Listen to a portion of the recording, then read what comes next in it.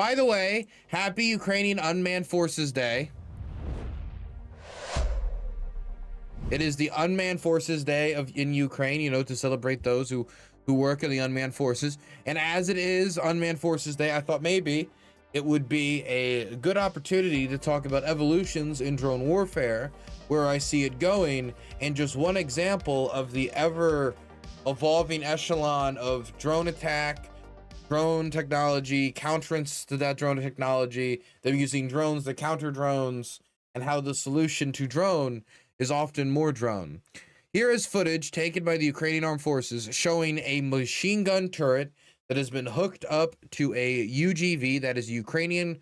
Well, it is a Ukrainian.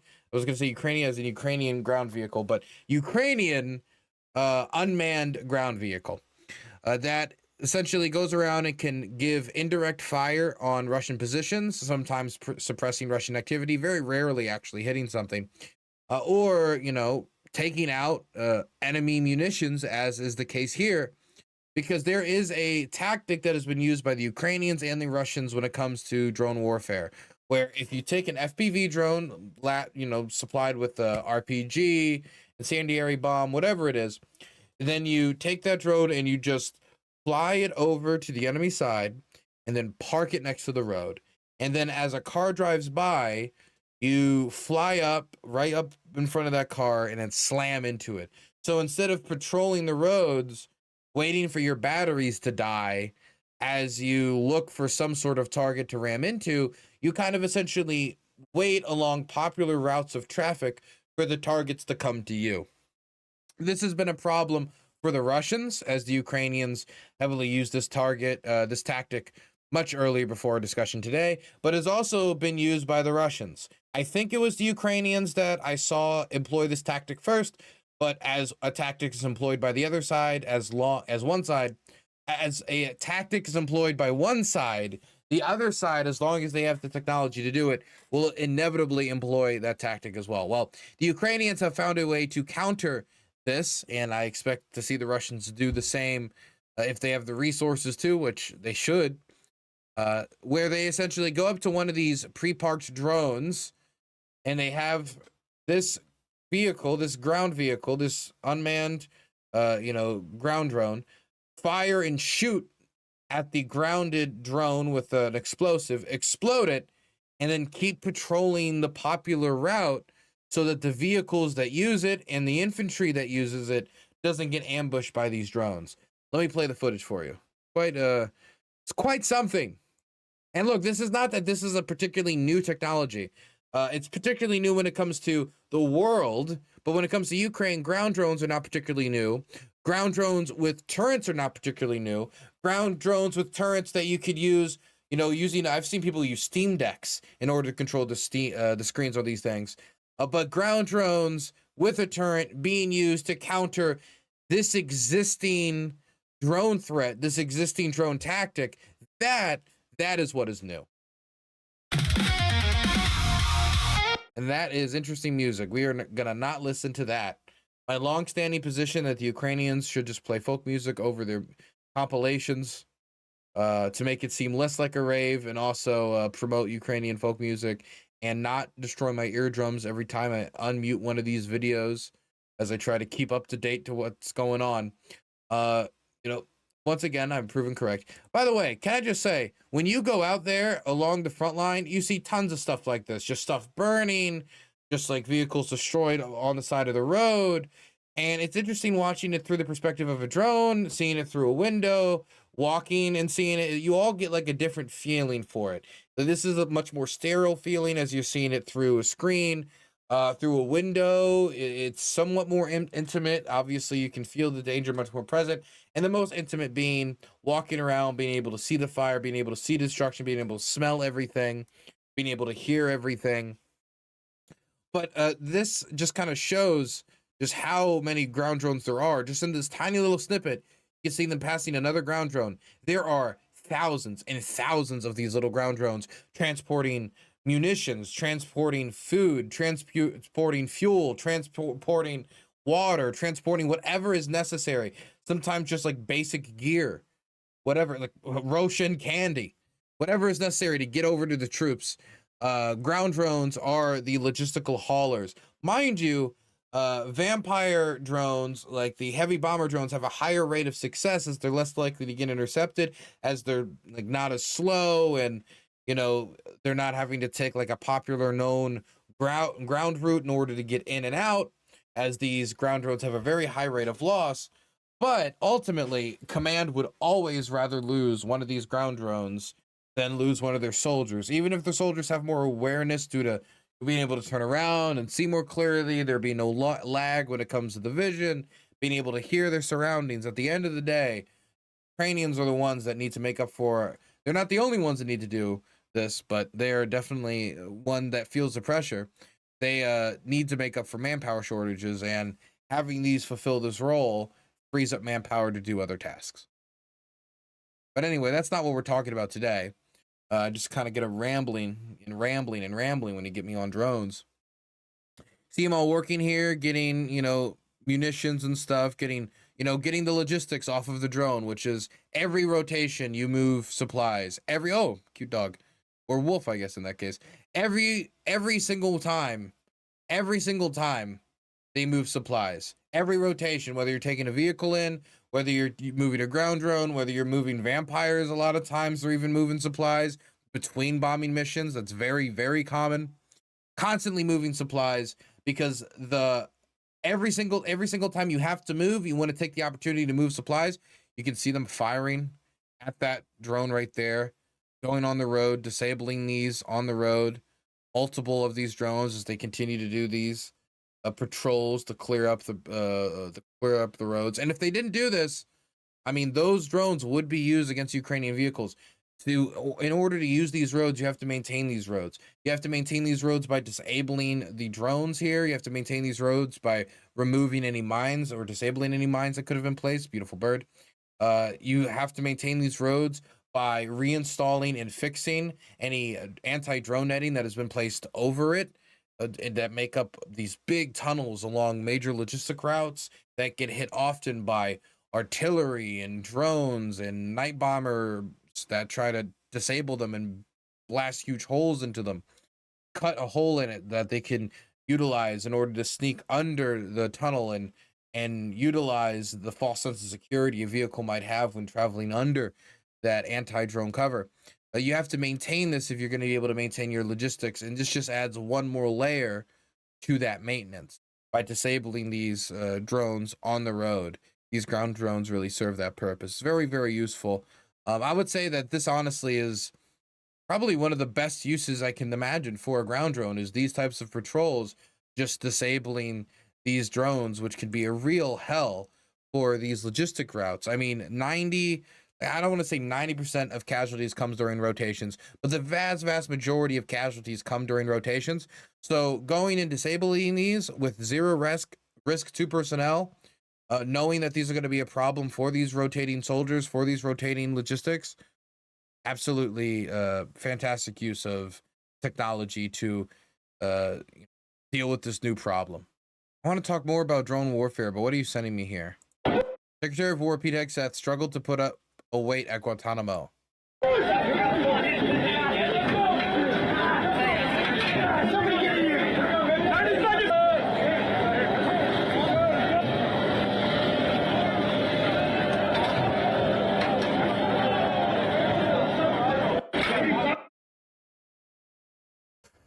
Look, I mean, like, honestly, I have zero inclination to go after somebody for like struggling through a workout, because like a workout should be a struggle, like ideally. But at the end of the day, when he leverages so much of his image in it, and it's all you get instead of any, like, I don't know, policy substance or decent briefings, you're kind of pushing me into a corner here.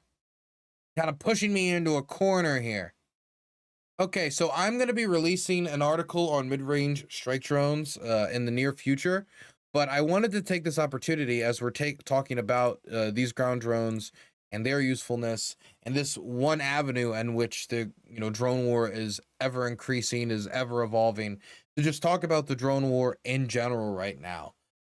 Because I was on the front not too long ago in the Druskivka, Oskove, Konstantinivka axis. Those who are following the war will know that that is one of the most active it is the most active axis of the entire front line of the entire war. And in order to move around, you had to just live with drones. There's no getting around drones now if there's an area that's active on the front line. And even for the non-active areas, like you're still run into the average drone, the drone every once in a while, or, a longer deployment. It's very, very common. And anywhere that they know that you're coming, or they expect Ukrainian activity, or they expect, to see any targets that they could go after. I mean, you could expect these drones to hear them within minutes of each other. 1 minute, 2 minute, 3 minute, 4. They're like these tiny little gaps between hearing the drones, sometimes seeing the drones, to the point where in order to do a rotation, you might have over a dozen interactions with drones, from seeing them to hearing them to hiding from them to shooting them down, in order to get into and out of position. And when you have to do that, every other week in order to get in and out of position, or sometimes, even less, I mean, even more, not less, more, like you do it once a week, depending upon how you're moving, or multiple times a day, depending upon what your job is. If you have a really specialized job, that is where the vast majority of risk comes. It comes from these rotations. And what that means is that you retain the least amount of risk by not putting yourself out in the open, by not moving around, and by not moving in and out of position. Now, you retain risk by being on position, because you could have the building that you're in collapse in on you by a big glide bomb released by Russian aircraft. You could have artillery zone in on your little hidey hole. You could have the Russians drop like chemical weapons into your entrenchment.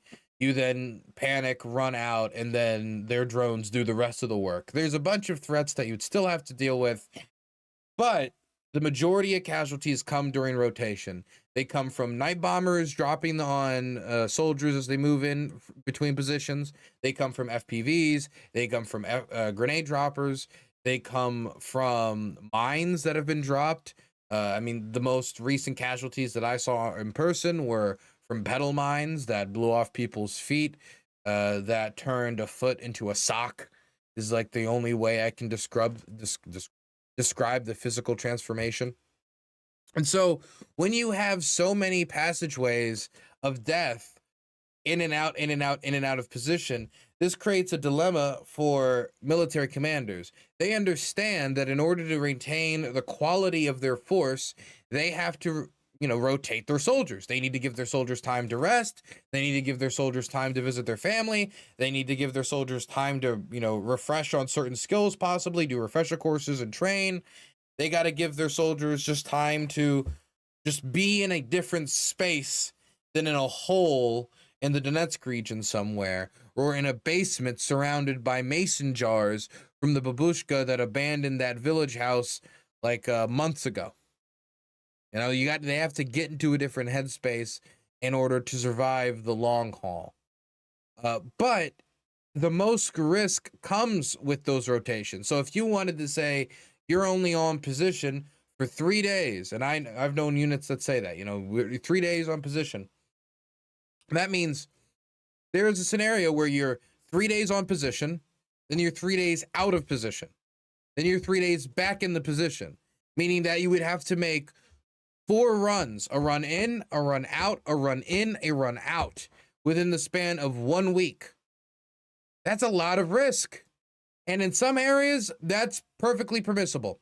If you're doing if you're working with a Gara drone or mid-range strike drone, or maybe like certain night bomber drones in certain positions, if you're working with certain artillery teams, like all of these still retain a level of risk that less rotations would reduce that risk. That is for certain, but they're in areas that are less likely to have 24/7 constant drone coverage that will see every single movement, or will have so much FPV drone activity that they'll respond so quickly that they're gonna hit your vehicle. But in other areas, in other, embedded frontline infantry positions, certain drone positions, especially certain FPV drone positions, that is not necessarily the case. We have seen time and time again in this war stories of somebody being in position for 180 days, for 190 days, over 200 days, 150 days, just different ridiculous lengths of time to be in position. You look into their eyes and the bags could carry groceries. You see their hair and it is overgrown. You see their bodies and it has gone through hell, but they stand as testaments to Ukrainian resilience. They stand as monuments to their stalwartness and defending their country, but they also stand as a testimony to the fear of rotation. As much as people can talk about their resilience, their will, and whatever else, word you want to attach to that, soldiers should not have to be on position for over 100 days at a time. I mean, a month at a time is already that's a lot of time to be on position and in the thinking of many men. But in some scenarios, if it's 90% chance you're going to die if you rotate, you're going to wait and you're going to wait and you're going to wait and you're going to wait to see if a fog falls on the land and maybe give you a 40% chance of success instead of a 10% chance, or hopefully even positive odds.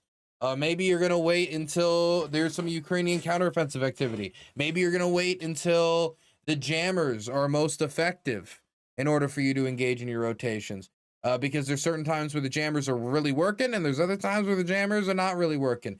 Maybe you're going to wait until a FPV drone just made impact. So you're like, okay, there's one down. Now it's time to go, because I know if that one's gone, maybe there's not another one in this area. You're just hoping that one's gone, so hopefully there's not another one. You can make all these different determinations in order to rotate, maybe multiple of them at the same time, but you're waiting for your opportunity to change position because you know that that's going to be the most risky thing you do. No matter how many times you come up to the surface to deploy your FPV drone, or in order to, reinforce your position, in order to gather logistics that were dropped by a night bomber craft that, was now not retrofitted, but engaged in, resupply operations. That the most dangerous part of your job is going to be rotating in and out of position.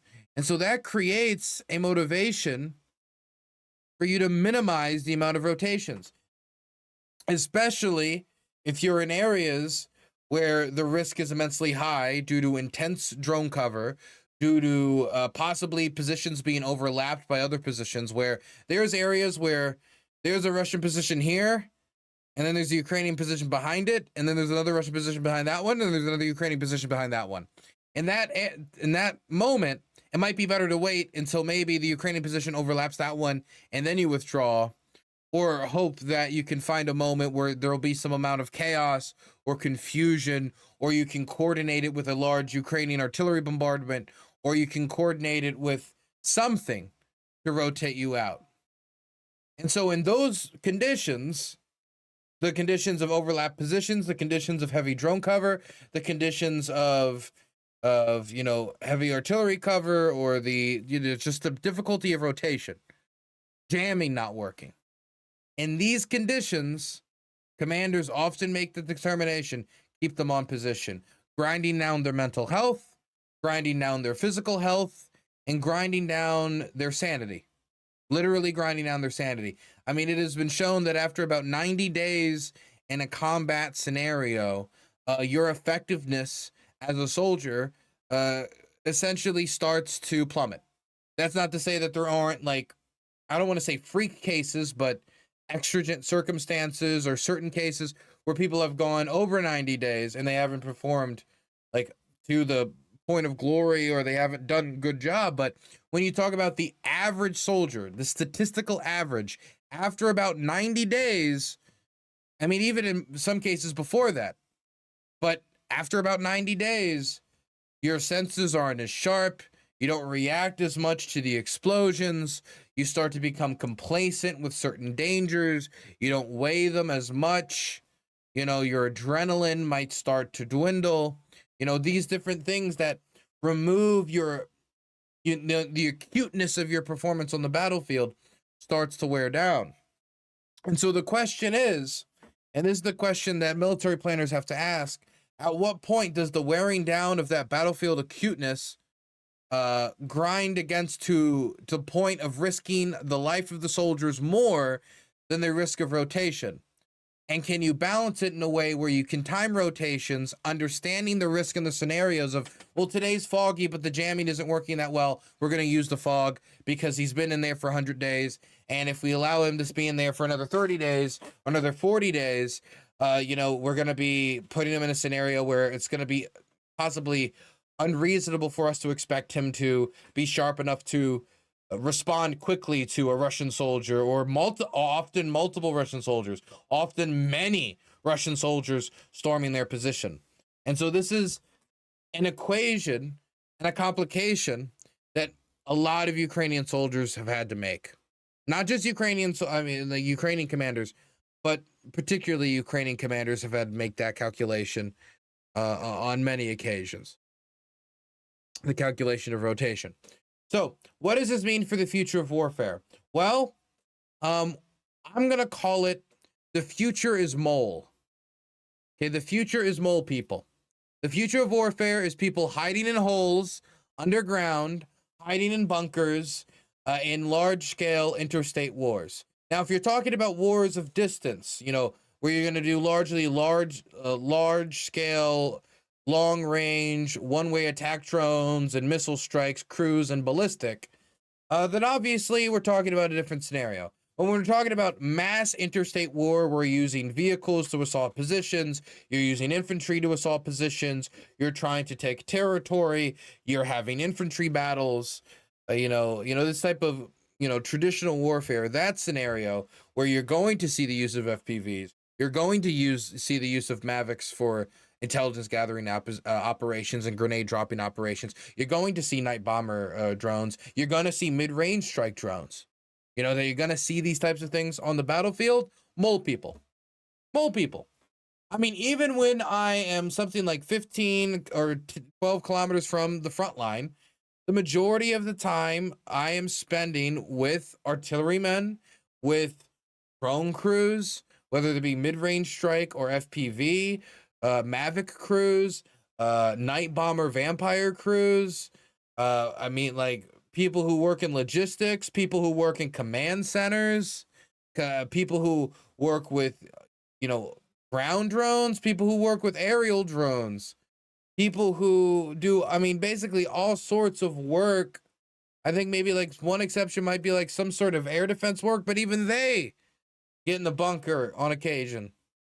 These people spend the majority of their time underground, smoking vapes, hogging on, chowing down on Roshan candy and drinking energy drinks to power their work grind as they recharge batteries, scroll on their phone, watch Delta screens to see the drone feeds coming in, and wait for orders for command.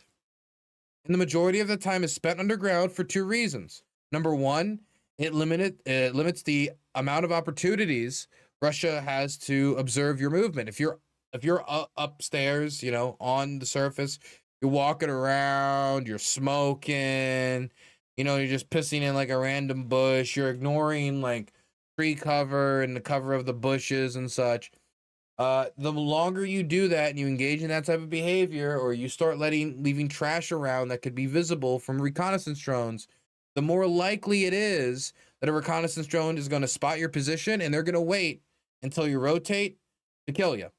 Or they're going to drop chemical weapons in your trench and gas you out.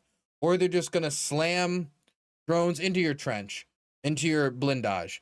Or they're going to slam night bomber munitions into your trench, which could be anti-tank mines retrofitted, just massive pounds of explosive dropped directly on the trench, hoping to bury you in your trench. Or they might just hit you with mortars and artillery, or of course a glide bomb if they really wanted to be thorough and they wanted to get the Russian Air Force involved. Point is, the more time you spend on the surface, the more chances you give the Russians to spot you, which they then follow up with a bombardment to kill you. So that's one thing. The more time underground, less opportunities to get spotted. The next thing is, if an artillery shell strikes, whether because you were spotted or, as happens often, you were not spotted, but the artillery shell just so happened to hit that area. Or there was a report and there was an idea if there's general Ukrainian activity in this area, so hit it, as has been the case before.